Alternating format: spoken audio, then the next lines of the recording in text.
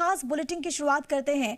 मध्य प्रदेश सरकार कोरोना से लोगों को राहत पहुंचाने की कोशिशों में जुटी हुई है और इसी कोशिश के तहत भोपाल में आज काटजू अस्पताल का उद्घाटन किया गया। मौके पर स्वास्थ्य मंत्री डॉक्टर प्रभुराम चौधरी, चिकित्सा शिक्षा मंत्री विश्वास सारंग के साथ ही कांग्रेस विधायक पीसी शर्मा मौजूद रहे। 3 साल में बनकर तैयार हुआ 200 बेड का ये अस्पताल कोविड डेडिकेटेड है। इसमें आईसीयू की सुविधा है, साथ ही 50 बेड पर ऑक्सीजन की सुविधा भी है। माना जा रहा है कि इस अस्पताल से राजधानी और आसपास के लोगों को बेहतर स्वास्थ्य सुविधाएं तो मिलेंगी ही, हमीदिया और जेपी अस्पताल पर दबाव भी कम होगा। अस्पताल के उद्घाटन के मौके पर आयोजित कार्यक्रम में सीएम शिवराज सिंह ने कहा कि कोरोना का संकट अभी टला नहीं है, लिहाजा सभी को सतर्क रहना होगा। मुख्यमंत्री ने कहा कि किल कोरोना अभियान चलता रहेगा। सरकार कोरोना से निपटने के लिए हर संभव उपाय कर रही है। सीएम ने कहा कि सरकार और प्रशासन ने मिलकर कोरोना की दूसरी लहर से निपटने में कड़ी मेहनत की और अब संभावित तीसरी लहर को रोकने के लिए सभी जरूरी कदम उठाएंगे। उन्होंने सभी लोगों से मास्क पहनने, सोशल डिस्टेंसिंग का पालन करने की भी अपील की। कोविड के पेशेंट्स की संख्या लगातार बढ़ना शुरू हो गई है और केवल देश की बात नहीं कर रहा। खतरनाक डेल्टा प्लस वेरिएंट दुनिया के कई देशों में कहर बरपा रहा है। इंग्लैंड फिर लॉकडाउन की स्थिति की तरफ जा रहा है। 26,000 से ज्यादा केस रोज। अब यूके में लगातार आ रहे हैं।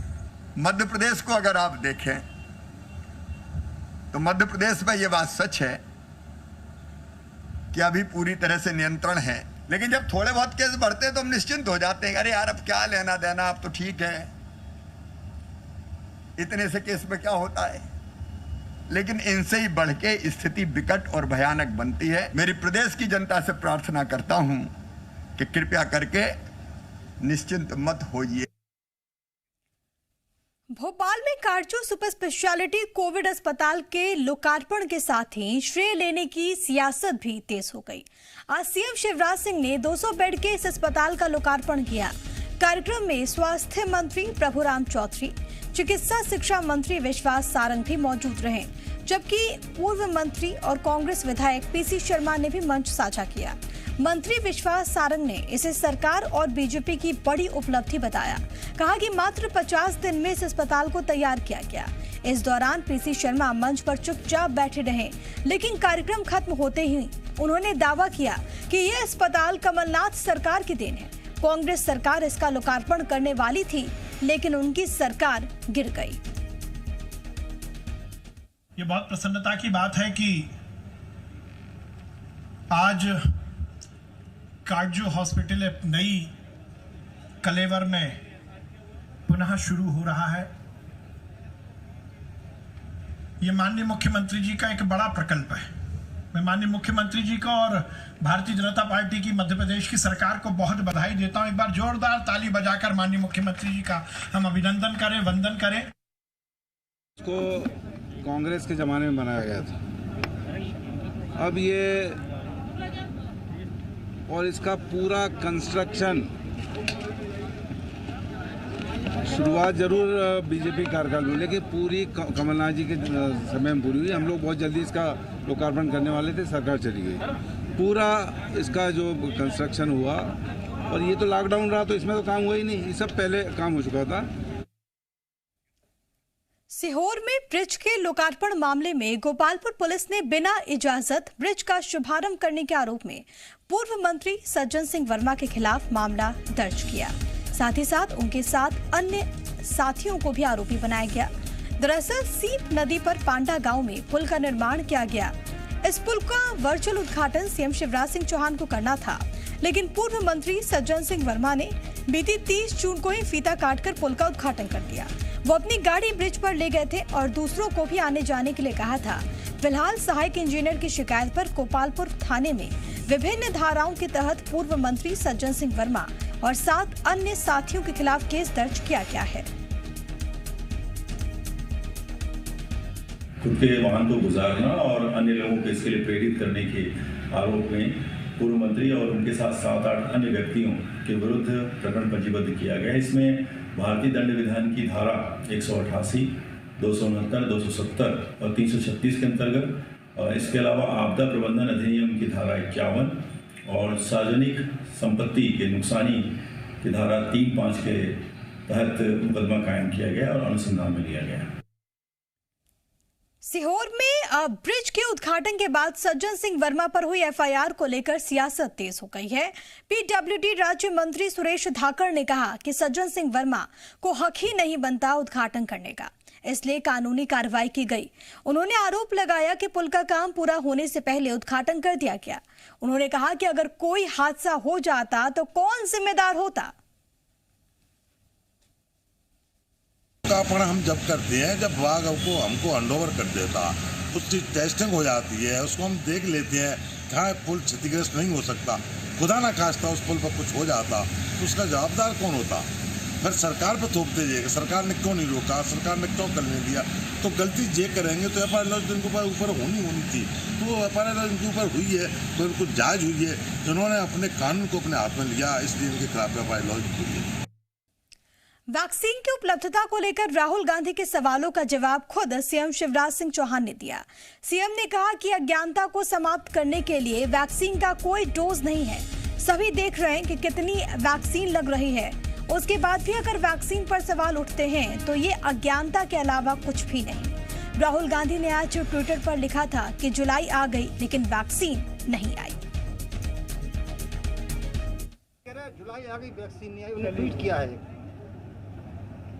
अब अज्ञान को समाप्त करने की कोई वैक्सीन का डोज तो होता नहीं है। और रोज देश में देख रहे हैं कितनी वैक्सीन लग रही है। इसके बाद मुझे लगता है कि ऐसी बात अगर करते हैं तो अज्ञानता के अलावा कुछ नहीं। देवास के निमावर में 5 लोगों की हत्या के मामले में आरोपियों के खिलाफ कार्रवाई शुरू कर दी गई है। प्रशासन ने मुख्य आरोपी सुरेंद्र राजपूत के मकान और दुकानों को गिरा दिया। जेसीबी से मकानों को गिराया गया। इसके साथ ही सुरेंद्र के साथी विवेक के घर को भी तोड़ दिया गया। कार्रवाई के दौरान कलेक्टर चंद्रमौली शुक्ला, एसपी शिव दयाल सिंह सहित बड़ी तादाद में पुलिस का अमला मौजूद था। सीएम शिवराज सिंह ने भी ट्वीट करते हुए लिखा कि निमावर जघन्य हत्याकांड में तत्परता से कार्रवाई की जा रही है। इस क्रम में हत्याकांड के मुख्य आरोपी सुरेंद्र सिंह की दुकान को प्रशासन ने आज ध्वस्त कर दिया। आपको बताते चले कि निमावर में आदिवासी परिवार के 5 सदस्यों की हत्या करके खेत में दफना दिया गया था। 1.5 महीने बाद 5 के शव पुलिस ने 10 से 12 फीट की खुदाई करके बाहर निकाला था। आरोप है कि हत्याकांड में सुरेंद्र राजपूत ने अपने भाई वीरेंद्र राजपूत, 2 नौकरों और 2 दोस्तों की मदद ली थी। नारायण त्रिपाठी और अजय विश्नोई, बीजेपी के ये 2 विधायक सत्ता और संगठन में मुश्किलें पैदा करते रहते हैं। एमपी के एमएसएमई मंत्री ओम प्रकाश सखलेचा ने इन दोनों को नाराज बहू बता दिया। ग्वालियर में सखलेचा ने कहा कि बीजेपी एक संयुक्त परिवार है और संयुक्त परिवार में बहुत बहुएं नाराज होती रहती हैं। 1-2 बहुओं की नाराजगी पर खानदान का नाम नहीं बदला जाता। सखलेचा ने कहा कि समय के साथ दोनों की नाराजगी भी खत्म हो जाएगी। किसी भी संयुक्त परिवार में जब बहुएं कई घरों से आती है, कई कल्चर होते हैं, कई बातें होती है, लेकिन खानदान का नाम कभी नहीं बदला जाता है। राजी नाराजगी चलती है, समय के हिसाब से ठीक होती है। ये परिस्थितियों के घाव है जो लगते रहते हैं और भरते रहते हैं। अपने ही 2 विधायकों पर दिए बयान पर कांग्रेस विधायक कुणाल चौधरी ने मंत्री ओम प्रकाश सखलेचा पर निशाना साधा। उन्होंने तंज कसते हुए कहा कि बहुओं को बेटी का दर्जा देने की बात करने वाले बहुओं के प्रति किस प्रकार की सोच रखते हैं। ये दुर्भाग्य है मध्य प्रदेश का। कुणाल चौधरी ने कहा कि विनाश काले विपरीत बुद्धि। अजय विश्नोई सुलझे हुए नेता हैं, उनके लिए इस तरह का बयान देना दुर्भाग्यपूर्ण है।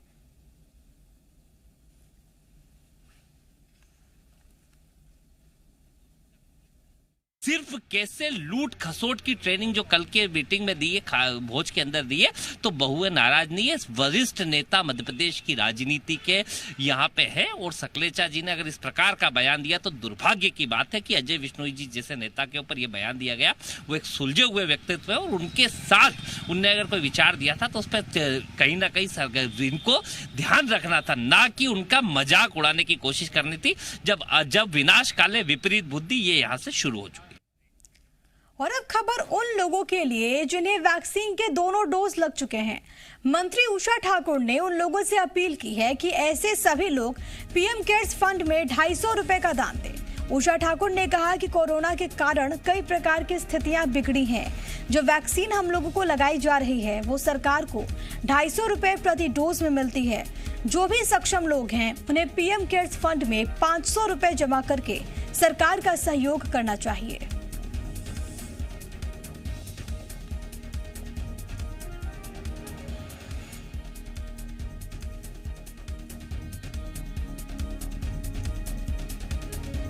निवेदन ये है कि यदि प्रभु ने हमको सक्षम और समर्थ बनाया है तो कोवैक्सीन जो हमको लगी, हम जानते हैं कि प्रति व्यक्ति एक डोज 250 रुपए का है।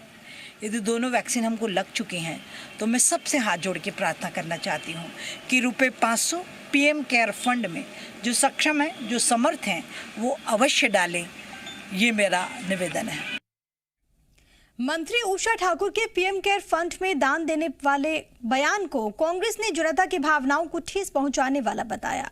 कांग्रेस नेता भूपेंद्र गुप्ता ने आरोप लगाया है कि उषा ठाकुर ने ये बयान सीएम शिवराज के सहमति से दिया, जिसका मतलब है कि एमपी सरकार और केंद्र सरकार मुफ्त वैक्सीनेशन के वादे से पलटी मार रही है।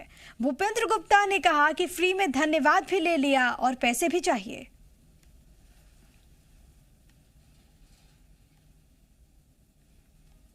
जब भारत के बजट में 35,000 करोड़ रुपए का वैक्सीनेशन के लिए प्रावधान है और पूरी पॉपुलेशन आबादी को वैक्सीन लगाने का कुल खर्चा 28,000 करोड़ के आसपास है, तो ये फिर काय का रोना और काय का स्यापर हो रहे हैं।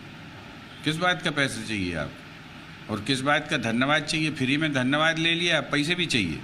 ये बहुत ही धोखाधड़ी है ये जनता की भावनाओं के साथ, और ये खिलवाड़ जनता की भावनाओं के साथ ऐसा नहीं करना चाहिए। कांग्रेस पार्टी इसका विरोध करती है। तो वहीं राजगढ़ के नरसिंहगढ़ से बीजेपी विधायक राज्यवर्धन सिंह ने प्रशासन के खिलाफ मोर्चा खोल दिया। विधायक निधि से महाराजा मेहताब सिविल अस्पताल में ऑक्सीजन प्लांट के लिए स्वीकृत 47 लाख की अनुशंसा वापस ले ली है। प्रशासन पर आरोप लगाते हुए कहा कि अप्रैल में राशि स्वीकृत की गई थी, लेकिन अभी तक टेंडर नहीं बुलाया गया। बार बार कहने के बाद भी ऑक्सीजन प्लांट का काम शुरू नहीं हुआ। विधायक राज्यवर्धन सिंह के अनुसार बड़ी राजनीतिक साजिश की जा रही है। कोरोना संक्रमण फैलने से सबसे अधिक मौतें नरसिंहगढ़ और ब्यावरा में हुई थी। उसी को देखते हुए ऑक्सीजन प्लांट के लिए 47 लाख विधायक निधि से स्वीकृत की थी। आपको बताते चले कि इससे पहले भी राज्यवर्धन सिंह ने स्टापटिम में करोड़ों के घोटाले का आरोप लगाया था, जिस पर कोई कार्रवाई नहीं हुई। मुझे तो ऐसा विश्वास होता है कि नरसिंहगढ़ विधानसभा के साथ ऑक्सीजन प्लांट लगाने में कोई बहुत बड़ी राजनीतिक षड्यंत्र हुआ है। मैं जनता से अपील करता हूं, गलती मेरी नहीं है, गलती प्रशासन की है।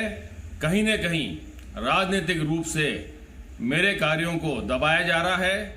जो मैं जनता के हित में काम कर रहा हूं, प्रचारित कर रहा हूं, उनको भी बराबर नहीं किया जा रहा है।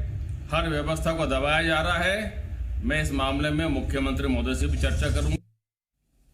छतरपुर के बक्सवाहा में जंगल काटने को लेकर लगाई गई 2 याचिकाओं पर आज भोपाल एनजीटी में सुनवाई हुई। इस दौरान एनजीटी ने सरकार को आदेश देते हुए कहा कि वन विभाग और पर्यावरण विभाग की इजाजत के बगैर कटाई न हो। एनजीटी ने सरकार से जवाब मांगा है और सरकार को 4 हफ्ते का वक्त दिया। पूरे मामले की अगली सुनवाई अब 27 अगस्त को होगी। ना मिल जाए तब तक इस क्षेत्र में एक भी पेड़ ना काटा जाए। साथ ही यह आदेश किया है कि वन फॉरेस्ट कंजर्वेशन एक्ट की धारा 2 का पूर्णतः सख्तता पालन होना चाहिए एवं आवश्यक एक्सपर्ट कमेटी का गठन होना चाहिए। साथ ही रिस्पोंडेंट को आदेश किया है कि वह अपना जवाब 4 हफ्तों में आवश्यक रूप से सबमिट करें। उक्त मामले की अगली सुनवाई 27 अगस्त 2021